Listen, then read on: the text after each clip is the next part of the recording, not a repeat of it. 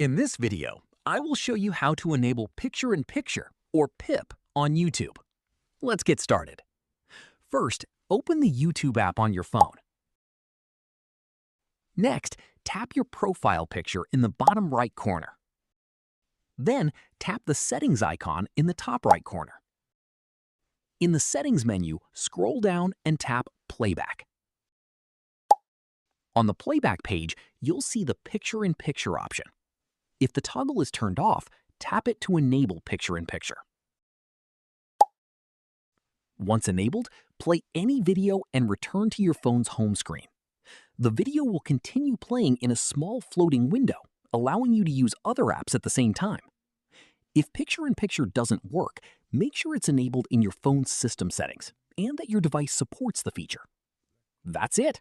You've successfully enabled Picture in Picture on YouTube. If you found this tutorial helpful, don't forget to like the video, subscribe to the channel, and leave a comment below. Thanks for watching.